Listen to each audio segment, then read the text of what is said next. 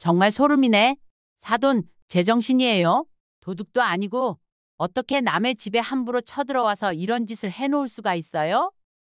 그럼 그동안 저 속이려고 일부러 연기하신 거예요?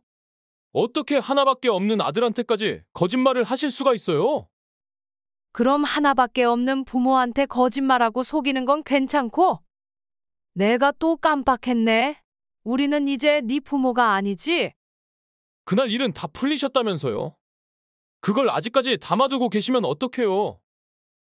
어머님, 저희가 분명히 죄송하다고 말씀드렸잖아요. 왜 이렇게 애처럼 구세요? 아무리 제가 미우셔도 그렇지. 애 낳은 지 얼마 안 된 며느리한테 어떻게 이렇게 매몰차게 구실 수 있으세요? 손주 보기 부끄럽지도 않으세요? 그래서 너희들이 원하는 대로 어른답게 본보기를 보여줬잖아. 여기 아들과 며느리 그리고 안사돈이 박찬숙 어머님을 몰아세우고 있습니다.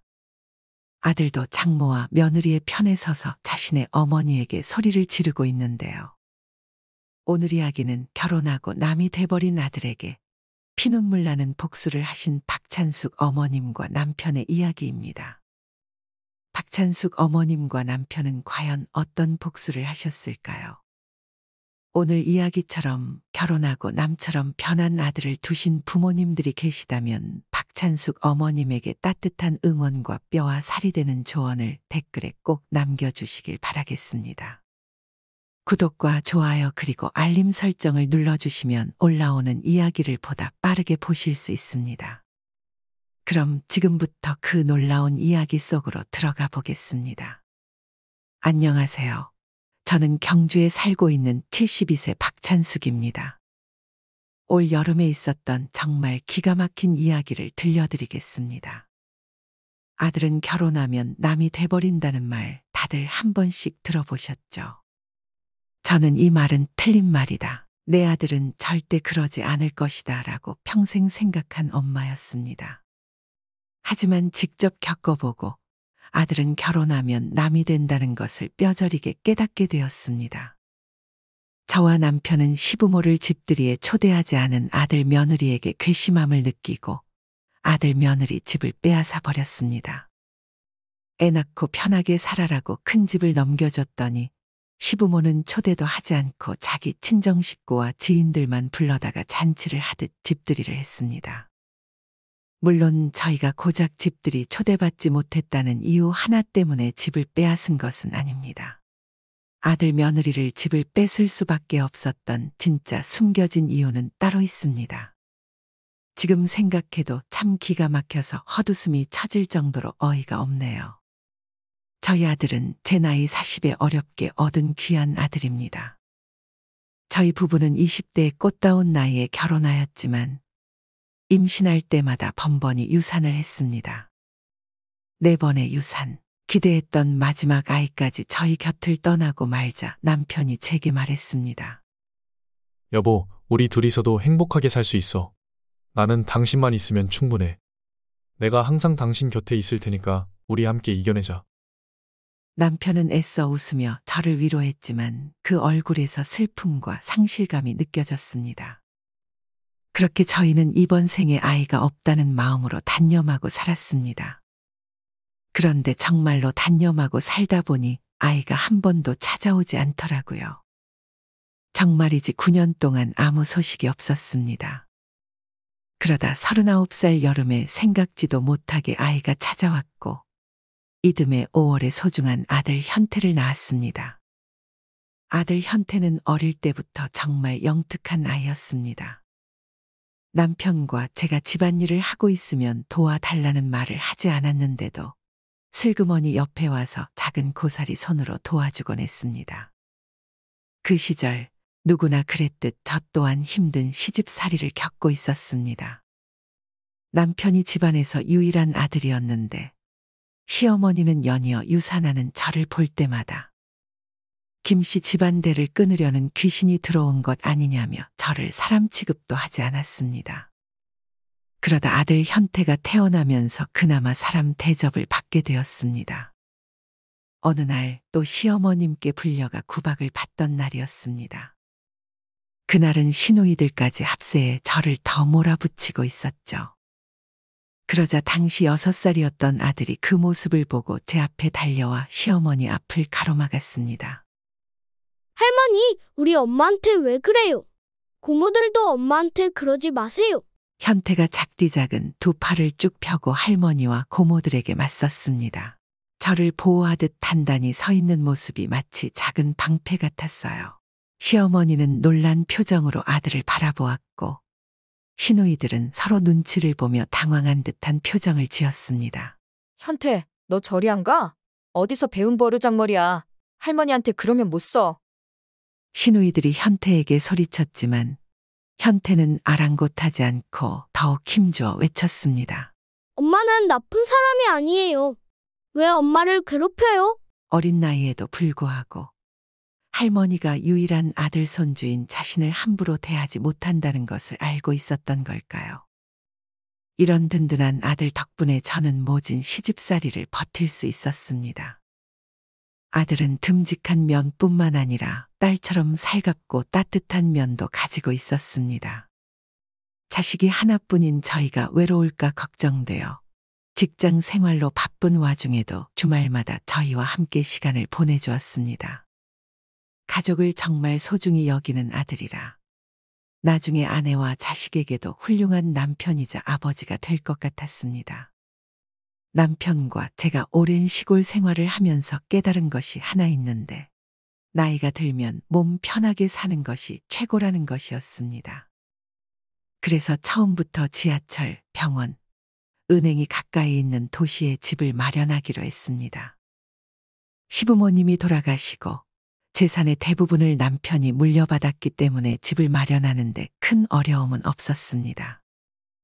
저희는 집 없는 서러움을 그 누구보다 잘 알고 있었기에 아들이 결혼할 때 꼭 집 하나는 마련해주고 싶었습니다. 남편은 택시 운전으로 열심히 돈을 벌었고 저도 초등학교에서 청소를 하며 열심히 돈을 모았습니다. 그렇게 아들이 결혼할 때 19평대 아파트를 사줄 수 있었습니다. 아들은 결혼한 지 얼마 지나지 않아 바로 아이가 생겼습니다. 저는 정말 기뻤습니다. 제가 겪었던 슬픔을 아들과 며느리가 겪지 않은 것에 감사했습니다. 예정일은 8월이었고 며느리의 배는 점점 불러 어느덧 5월이 되었습니다. 그러던 어느 날 아들이 저희에게 저녁을 사주겠다며 자기들 집으로 불렀습니다. 저기 아버지, 이 집 말인데요. 애 키우기에는 너무 좁을 것 같아서요. 애기 태어나면 짐이 더 많아질 텐데 지금 집은 애 기어다닐 공간도 없을 것 같아요. 지금 집이 뭐가 좁아? 그럼 버릴 건 버리고 정리를 하면 되지. 근데 다 필요한 거라 버릴 수가 없어요. 얼마 전에 봤던 유튜브에서 그러더만 평생 번 돈으로 아들한테 집 사줬더니 작은 집이라 싫다 했다고. 그래서 너도 지금 더 큰 집 사달라는 말이야. 아니요, 그건 아니고. 아버지 집이랑 저희 집이랑 서로 바꿔서 살면 어떨까 하고요. 그게 무슨 말이야? 저희는 3명이고 아버지랑 엄마는 2명이잖아요. 두 분이서 사시기에 40평대 집은 너무 횡하지 않나 하고 말씀드리는 거예요. 아, 그럼 너희 집 팔고 우리 집도 팔고 한 50평대 집 사서 다 같이 사는 건 어때? 아이, 이 사람이 요즘에 누가 아들이랑 합가해서 살아요. 말이 되는 소리를 해야지. 며느라 걱정 마라. 네 시아버지가 심심해서 농담하시는 거니까. 아버지, 제발 그렇게 해주시면 안 될까요? 제가 더 큰 집을 사달라는 것도 아니고 집 명의를 저한테 달라는 것도 아니잖아요. 그래요, 여보. 현태 생각이 나쁘지만은 않은 것 같은데. 나야 상관없지만 당신은 괜찮겠어? 거기로 가면 동네 친구도 못 만날 텐데. 동네 친구는 원래도 자주 안 만났는데 뭐. 아휴, 안 그래도 그 넓은 집 청소하기 귀찮고 힘들던 참이었는데 잘 됐네. 평수 줄면 편하고 좋지. 그럼 이사는 언제쯤 하려고? 너희가 생각해 둔 게 있을 거 아니야? 예정일 한 달 전에는 이사하는 게 좋을 것 같아요. 그래, 그럼 늦어도 7월 초에는 들어가야겠네. 아들과 이사 날짜를 정하고 있었는데 대화 내내 아무 말 없던 며느리가 처음으로 입을 열었습니다. 저기, 그런데요, 어머님. 그 집이 현태 씨 어릴 때부터 사셨던 집이니까 집이 꽤 오래됐잖아요? 그래서 리모델링 새로 하고 들어가면 좋을 것 같아서요. 그게 애기한테도 좋을 것 같고요. 리모델링? 아, 벽지랑 장판 새로 하는 거 말하는 거니? 그거야 당연히 해줘야지. 아니, 벽지랑 장판뿐만이 아니라 싱크대랑 욕실에 곰팡이도 많고요. 그냥 집이 전체적으로 어두침침하고 애기랑 살기에는 좀 찝찝할 것 같아요. 그래서 전 다 바꿨으면 좋겠어요. 곰팡이라고 하면 반지하 집에 있는 아주 더러운 곰팡이를 떠올릴 수도 있지만 저희 집은 그 정도로 더러운 집은 아니었습니다. 며느리는 곰팡이가 많다고 했지만 사실 욕실 타일 사이에 점처럼 생긴 곰팡이 한두 개가 전부였습니다. 저희 부부에게 정말 소중한 집이었기에 얼마나 쓸고 닦으며 살았는지 모릅니다. 그런데 며느리가 평생 제가 해온 노력을 깎아내리는 것 같아 기분이 좋지 않았습니다. 하지만 며느리의 말이 완전히 틀렸다고 할 수도 없었습니다. 그 집에서 30년 넘게 살아서 모든 것이 오래되긴 했으니까요. 아, 그래 오래되긴 했지. 안 그래도 현태 결혼하면 리모델링 하려고 했었어. 이참에 잘 됐네. 그럼 집 전체 다 하려면 기한은 얼마나 걸리려나? 내 친구도 얼마 전에 리모델링 했는데 집 전체 다 하는데 한 달 정도 걸렸대요. 근데 욕실이랑 부엌 공사 할 때는 집에서 잘 수 있는데 도배랑 벽지 할 때는 짐 싹 빼고 나가야 한대요. 그래서 내 친구도 한 2주 정도 아들네 집에 가서 지냈대요. 그럼 우리도 현태 집에서 지내면 되겠네. 그러자 며느리의 표정이 순식간에 굳어졌습니다. 그 모습을 보고 아들이 당황하며 말을 더듬기 시작했습니다. 엄마. 그러니까 저기, 이모 집에 가 계시면 어떨까요? 이모 집에? 안 돼. 지금 이모부가 거동이 불편해서 이모가 옆에서 수발든다고 힘들어 죽겠댄다. 안 그래도 힘든 사람한테 우리까지 가서 불난 집에 부채질해서 되겠어? 그럼 고모네는요? 고모 집도 얼마 안 멀잖아요. 너는 네 고모랑 나랑 사이 안 좋은 거 뻔히 알면서 그래? 나이 70 넘고 또 시집살이 살으라고? 그럼 저희가 비용 드릴 테니까 호텔에서, 아니다, 모텔에서 지내시거나 정 안 되면 찜질방에서 지내시면 안 될까요? 요즘 찜질방도 얼마나 좋은데요. 너 말하는 꼴이 우리가 너희 집에서 지내는 게 싫구나. 그런 게 아니라 분명 아까 엄마가 말씀하셨잖아요. 아들이랑 합가해서 살면 안 된다고. 이 사람 몸도 무겁고 저희 집에 오시면 아마 아버지랑 엄마가 더 불편하실 거예요. 대신 짐은 저희 집에 두셔도 돼요. 부모를 짐보다도 못하게 대하다니. 뭐 이런 경우가 다 있나요? 완전 합가도 아니고 고작 2주 같이 지내는 건데 아들이 이렇게 기겁할 줄은 꿈에도 몰랐습니다. 이에 며느리는 내 남편 잘한다는 듯 살짝 미소를 지어 보이기까지 했습니다. 우리가 떠민 것도 아니고 자기들이 원해서 집을 바꾸고 리모델링하는 건데 정말 이치에 맞지 않는 상황이었습니다. 본인들이 큰 집에 살고 싶고 리모델링을 원한다면 솔직히 말해서 2주 정도 같이 지내는 건 자기들도 감수해야 하는 부분이라고 생각했습니다. 남편에게는 아니라고 했지만 사실 저는 나이 먹고 동네 친구들 만나는 것을 유일한 낙으로 살아가고 있었습니다. 그만큼 저는 삶의 유일한 낙까지 포기하며 자기들을 위해서 제 자신을 희생하려 했는데 아들 며느리의 이기적인 태도에 너무 선뜻 집을 바꿔주겠다 한 것은 아닌지 후회가 되었습니다. 남을 배려하고 베풀 줄 알았던 아들이 왜 이렇게 인정머리 없는 성격으로 변해버린 건지 정말 기가 찰 노릇이었습니다. 그렇게 싫어하는 티를 내는데 별 수 있나요? 공사가 시작되고 첫 번째로 저희는 동네에 있는 찜질방으로 향했습니다. 한 4일 정도 있어 보니 사람들이 계속 왔다 갔다 하는 통에 도저히 잠을 잘 수가 없었습니다. 그래서 어쩔 수 없이 두 번째로 모텔로 갔습니다. 그런데 여행을 다니면서 모텔에 묵는 것도 아니고 그냥 모텔에서 지내자니 돈이 너무 아까웠습니다. 아들이 돈을 내주겠다 했지만 이제 와서 모텔비를 달라 하기도 뭐한 노릇이었습니다. 그렇게 모텔에서 3일 정도 지냈는데 남편이 말을 꺼냈습니다. 이왕 이렇게 된 김에 우리 일주일 동안 여행이나 다니면 어때? 여름 되면 더워서 어디 나가지도 못하고 날 더워지기 전에 강원도로 여행이나 다녀오자고. 강원도요? 요 며칠 잠도 제대로 못 자서 힘든데 갑자기 여행을 어떻게 가요? 됐어요. 준비할 것도 많고 그냥 여기 있자고요. 준비할 게 뭐 있어? 옷 한 벌이랑 지갑만 챙겨서 가면 되지.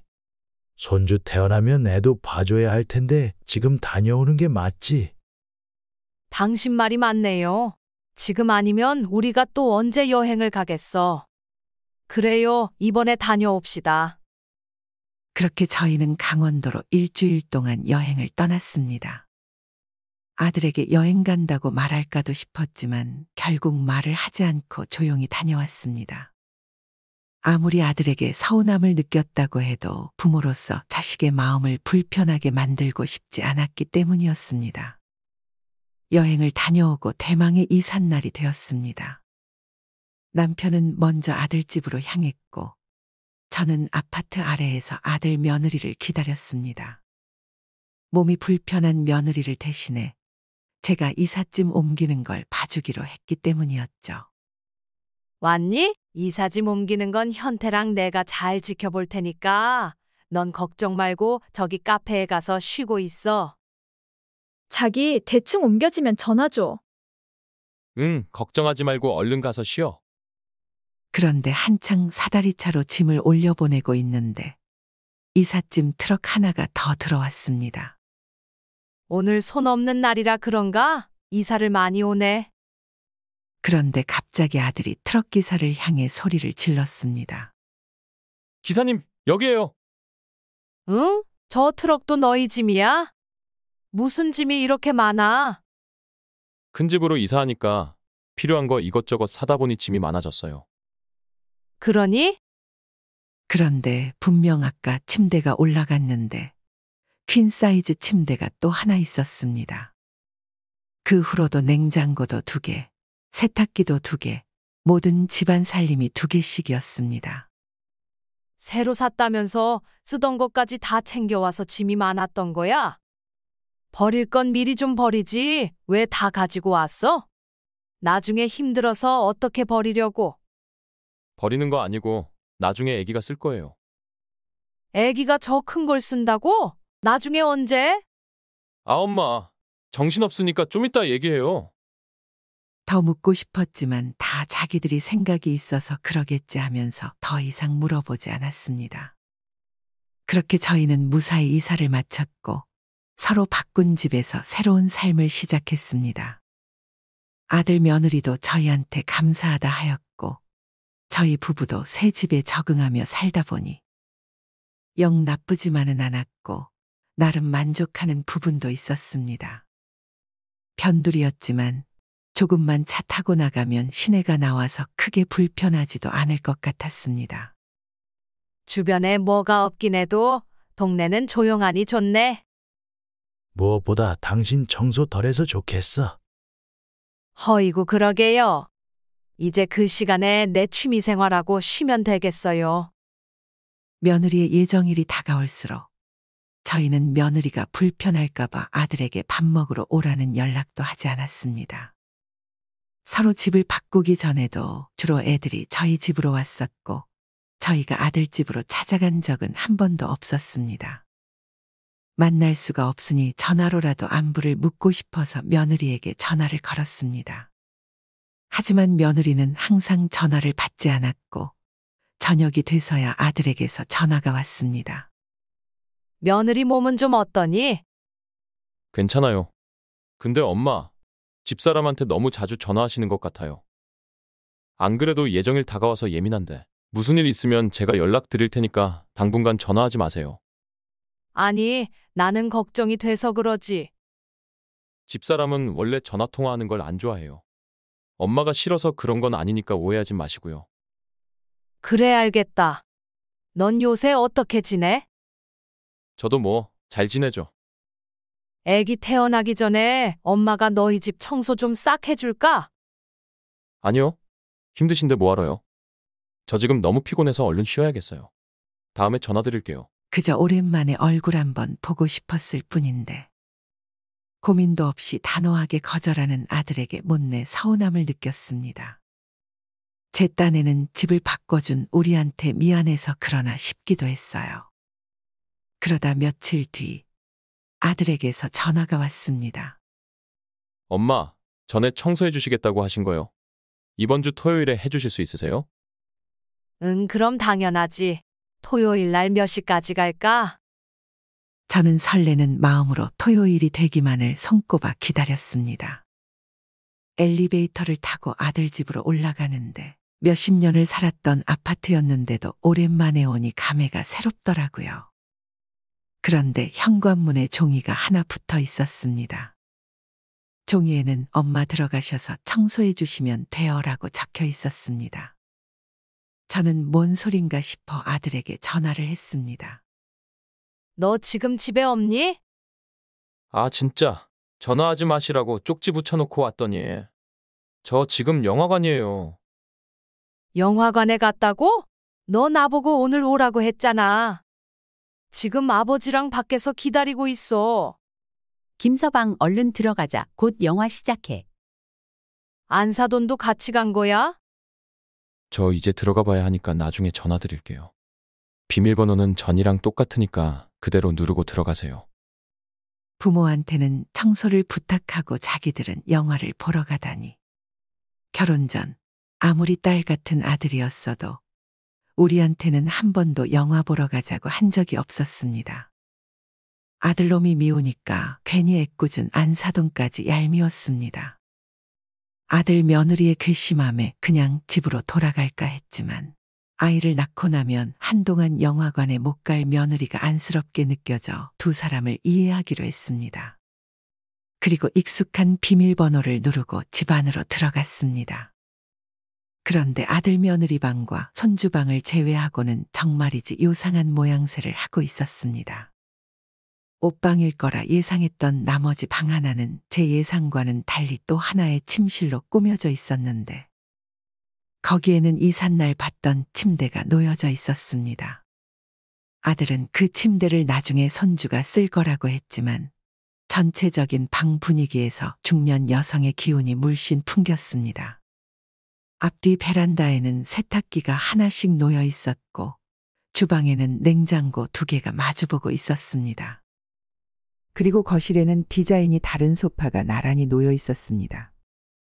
아무리 전에 살던 집보다 넓어졌다고 해도 이렇게 살면 이사한 의미가 없지 않나 싶었습니다.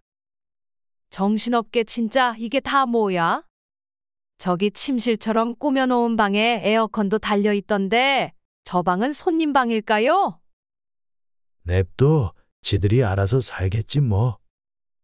우리는 얼른 청소나 하고 좀 쉬자고. 그렇게 청소를 하고 아들을 기다리는데 아무리 기다려도 아들이 돌아올 생각을 하지 않았습니다. 배고픈데 얘네는 왜 이렇게 안 와? 전화해 볼게요. 현태야 너 어디니? 나중에 전화 준다더니 우리 청소 다 해놓고 너 기다리고 있는데. 기다리고 계시다고요? 왜 집에 안 가셨어요? 왜라니?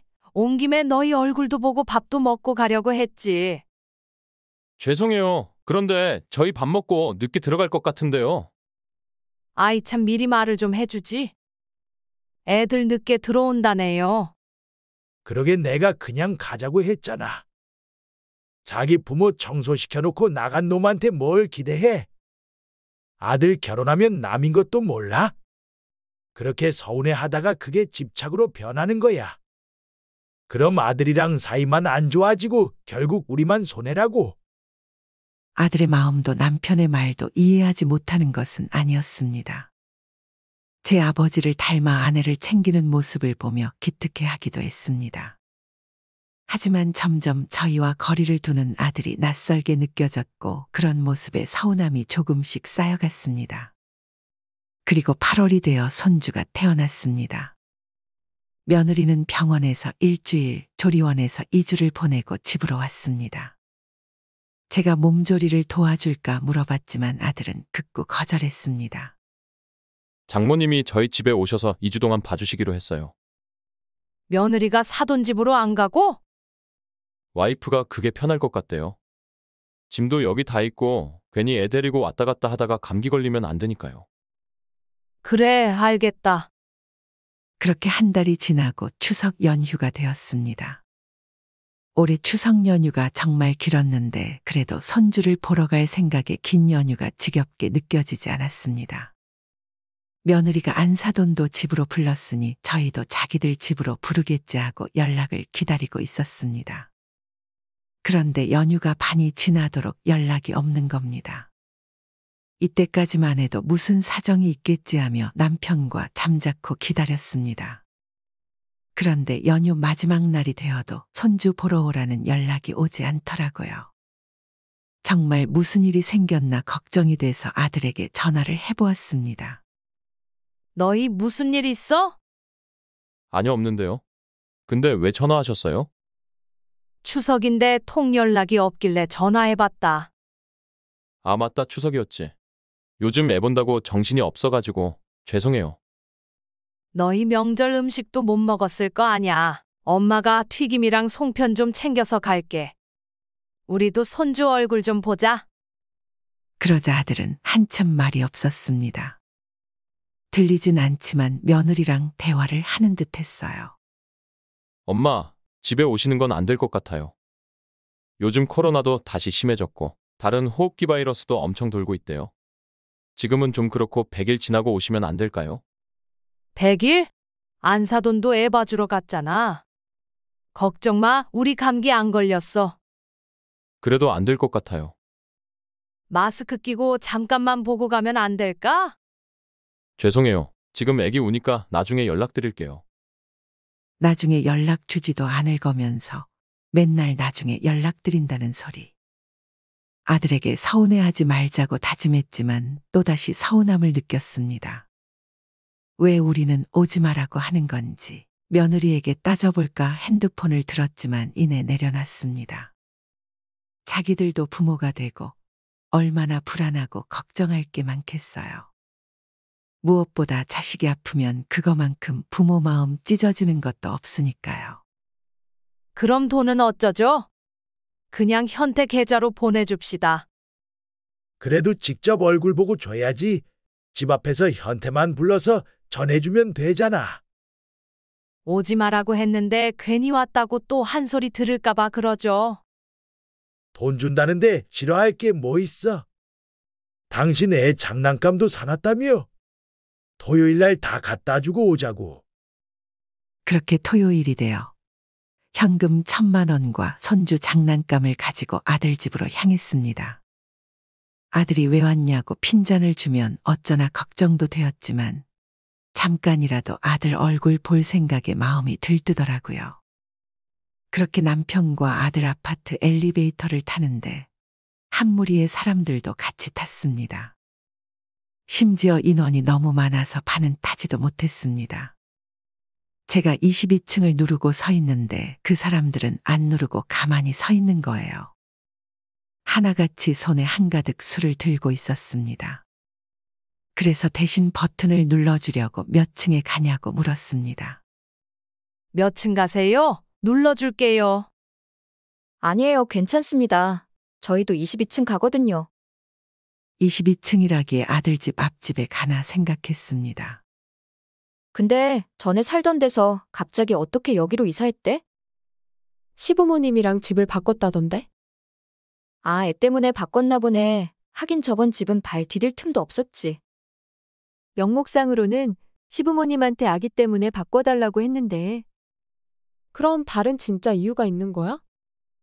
사실은 친정엄마랑 같이 살려고 바꾼 거라더라고.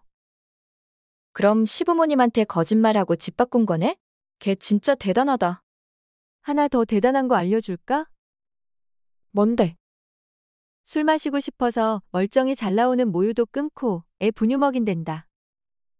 진짜 대박이네. 하긴 대학 때도 수업은 빼먹어도 애들이랑 술 마시려고 학교 오는 애였잖아. 세상에. 아니 나는 애 모유 먹이고 싶어도 모자라서 못 먹였는데 걔 진짜 엄마 맞니?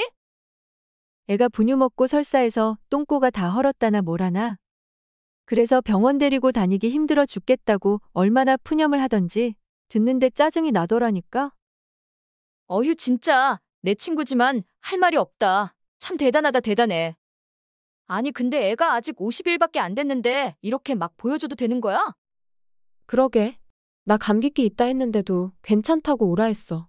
근데 자기 시부모님한테는 아직도 애 안 보여줬다더라? 집도 바꿔줬는데 너무한 거 아니니? 우리한테 집 자랑하고 애 자랑하고 싶어 죽겠나 보지. 그러니까 들어가선 방금 했던 말들 절대 입 밖에 꺼내지 말고. 지영이가 오늘 진탕 먹고 죽자 했으니까 우리는 기분 좋게 술이나 먹고 가자. 그 한 무리의 사람들은 바로 며느리 지인들이었습니다. 남편과 저는 잠자코 듣고 있었습니다. 심장이 미친 듯이 쿵쾅대고 손까지 떨리더라고요. 속이 울렁거려 주저앉을 것 같았는데 손잡이를 잡고 간신히 버티고 서 있었습니다. 우리가 자기들 편하게 살아라고 집 바꿔줬지 자기 엄마 모시고 살아라고 집을 바꿔준 게 아닌데 말입니다. 저와 남편은 엘리베이터에서 내려서 아무 말 없이 아들 집 앞에 섰습니다. 오늘 여기서 뭐 해요? 뒤따라 내리던 며느리의 지인들이 당황하며 말했습니다. 아, 안녕하세요. 저희는 지영이 친구들입니다. 네, 오늘 집들이 한다고 다 같이 모였어요. 지영이가 아기 보여준다고 오라고 했어요? 네, 지영이가 어머님도 같이 식사하실 거랬는데. 저희 조용히 놀다가 가겠습니다. 무거우실 텐데 들고 계신 짐 저희 주세요. 제가 아무 말이 없이 쳐다보자 며느리의 지인들이 서로 속삭였습니다. 근데 지영이 아버지 돌아가셨다고 하지 않았어? 그랬던 것 같은데. 나 지영이 엄마 아니고 지영이 시어머니예요. 그러자 며느리의 지인들은 당황해서 눈을 이리저리 굴리기 바빴고 꿀먹은 벙어리가 되었습니다. 며느리의 지인들도 저희 부부도 아무도 배를 누르지 못했습니다. 그렇게 한동안 정적이 흘렀습니다. 그러다 갑자기 문이 열리면서 며느리가 궁시렁거리며 나왔습니다. 아, 진짜. 얘네는 아까 엘리베이터 탔다더니 왜 이렇게 안 와? 또 어디서 담배 피고 있는 거 아니야? 문을 어찌나 세게 여는지 문 앞에 서 있던 저는 그대로 부딪히고 말았습니다. 워낙 순식간에 일어난 일이라 미처 반응하지도 못하고 넘어지고 말았습니다. 시어머니가 문에 부딪혀 넘어졌는데도 죄송하단 말도 없이 멀뚱히 보고 서 있었습니다. 남편의 부축을 받으며 일어나는데 며느리가 물었습니다. 그런데 아버님, 어머님께서 여기 어쩐 일이세요? 너야말로 지금 이게 다 무슨 상황이야? 남편이 화가 나서 문을 열고 집 안으로 들어갔습니다. 이미 거실에는 술판이 벌어져 있었고 그 속에는 같이 웃고 떠드는 안사돈이 보였습니다.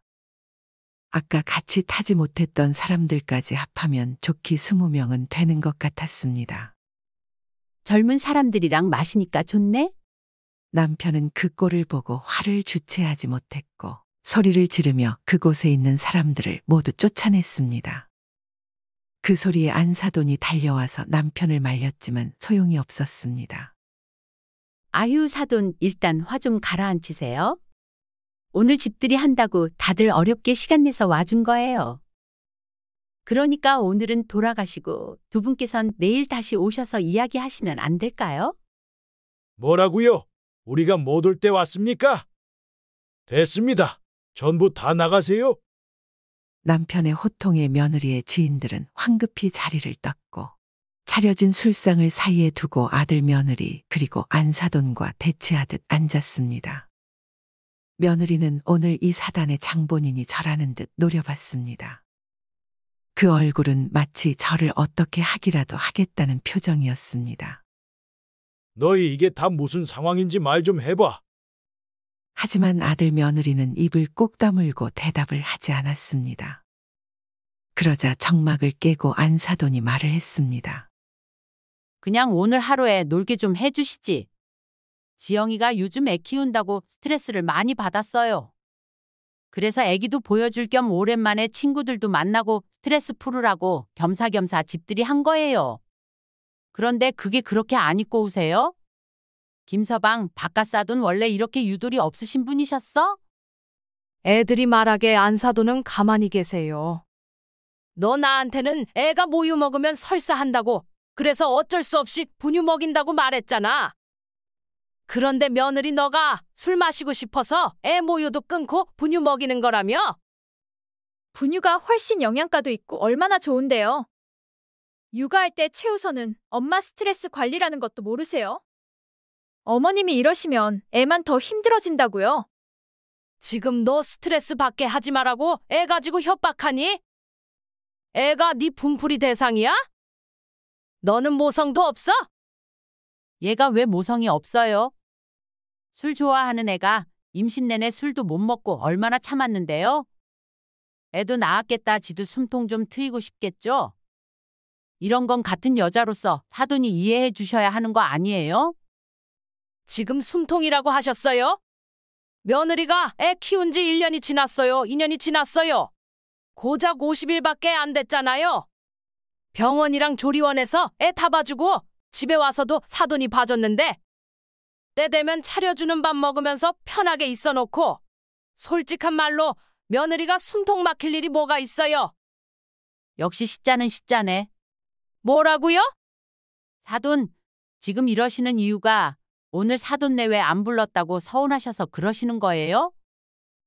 우리한테는 100일 지나면 보여준다고 해놓고는 우리는 무슨 병균 바이러스 취급하면서 안 보여주더니 이렇게 술판을 벌이는 게 말이 돼요?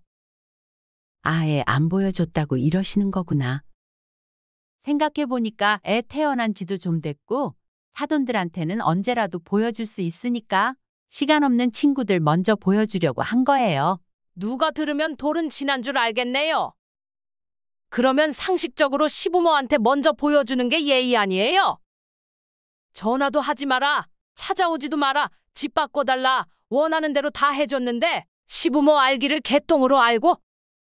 현태 너는 애 놓고 편하게 살으라고 집까지 내줬더니 네 장모 모시고 살려고 우리한테 우는 소리 한 거냐? 우리가 리모델링하는 동안 고작 2주 같이 지내자고 할 때는 그렇게 정색을 하고 싫다 하더니 장모는 평생 모시고 살고 싶은가 보다. 장모님은 혼자 지내시기 많이 외로우시잖아요. 아버지 엄마는 서로 의지하면서 사시면 되지만. 남편 없는 사람은 어디 서러워서 살겠어요? 제가 김서방 시켜서 집 명의를 뺏은 것도 아니고 고작 숟가락 하나 더 놓고 사는 것뿐인데 집 바꿔주신 거로 너무 생색내시는 거 아니세요? 참 기가 찼습니다. 요즘 친정엄마들 기고만장함이 하늘을 찌른다는 이야기를 들었지만 이 정도로 몰상식하게 나올 줄은 상상도 못했습니다. 네, 저희가 노후에 가진 게 집 두 채뿐이라 생색낼 수밖에 없네요. 그러니 그릇이 크신 안사돈께서 사위랑 딸 데리고 사돈 집에 가서 사세요. 이러니까 지영이가 시부모랑 가까워질 수가 없다고 하죠. 아들 얼굴, 손주 얼굴 한 번이라도 더 보려면 며느리한테 잘해야 한다는 것도 모르시나 봐요? 집 가지고 치사하게 정말 애들 저희 집으로 데리고 갈 테니까 사돈은 평생 그렇게 며느리한테 용심 부리면서 사세요. 저희는 더 이상 말을 섞고 싶지 않아서 안사돈의 말이 끝나자마자 자리에서 일어났습니다. 그런데 뒤에서 저희 들으라는 듯 이야기하더라고요. 자기들이 애들을 내칠 거야 어쩔 거야? 어차피 자기 아들한테 다 갈 거 버티고 안 나가면 그만이지. 장모가 그런 소리를 하는데도 아들은 끝끝내 저희 편을 들지 않았습니다. 그리고 정말로 안사돈과 아들 내외는 집에서 버티고 나가지 않았습니다. 지금까지 있었던 일들이 주마등처럼 스쳐 지나갔습니다. 부모에게 애틋했던 우리 아들은 도대체 어디로 가버린 것일까요? 평생 이대로 아들과 척을 지고 살아야 하는 걸까? 마주한 현실의 눈앞이 아득했지만 저희는 냉정하게 현실을 받아들였습니다. 서로 안 보고 살면 그만이었지만 남편과 저는 도저히 분이 풀리지 않았기에 끝낼 땐 끝내더라도 복수는 하고 끝내자 생각했습니다. 그래서 계책을 하나 생각해냈습니다. 저는 화가 누그러진 척 연기를 하며 아들에게 매일 전화를 하기 시작했습니다. 그리고 아들이 긴장의 끈을 내려놓을 때까지 조용히 기다렸습니다. 아버지 화는 좀 풀리셨어요? 응, 좀 풀리신 것 같아. 자식한테 이기는 부모 있니? 네 아버지도 별 수 없지. 나이 먹더니 셈이 좀 많아지셨어. 그러니까 네가 좀 이해해. 그러게요. 아버지가 나이 드시더니 애처럼 삐지시네요. 그런데 너희 처갓집은 팔렸니? 아니요, 워낙 오래된 집이라 싸게 내놨는데도 보러 오는 사람이 없다고 그러네요. 1층이라 더 안 팔리는 것 같아요. 아이고 어쩌니. 얼른 팔려야 사돈 마음이 편할 텐데. 그보다 엄마, 또 서운해 하실까봐 미리 말씀드리는데요. 다음 주에 장모님 환갑 기념으로 일주일 정도 태국 여행 가기로 했거든요. 다음에 아버지랑 엄마도 모시고 갈 테니까 서운해 하시지 마시라고요. 그래, 서운할 게 뭐 있니 알겠다. 그래서 언제 가서 언제 오는데? 그렇게 드디어 저희는 기회를 잡았습니다. 아들 며느리가 여행 간 후 저희는 아들 집으로 향했습니다. 제일 먼저 아들집 현관키부터 바꿨습니다. 다행히 보조 카드키를 가지고 있어서 문을 쉽게 열 수 있었습니다. 자, 설치해드리기 전에 다시 한번 확인하겠습니다. 도어락 지문키로 바꾸시는 거 맞으시죠? 보조키는 카드키로 하신다고 하셨고요. 네, 맞습니다. 제가 요즘 번호를 깜빡깜빡해서. 잘 결정하셨어요. 나이 드신 분들 갑자기 비밀번호 생각 안 나면 답이 없거든요. 몇 시간씩 집에도 못 들어가시고 그래서 요즘 다들 지문키로 바꾸는 추세예요. 두 번째로 저희는 아파트 관리 사무소를 찾아갔습니다. 안녕하세요.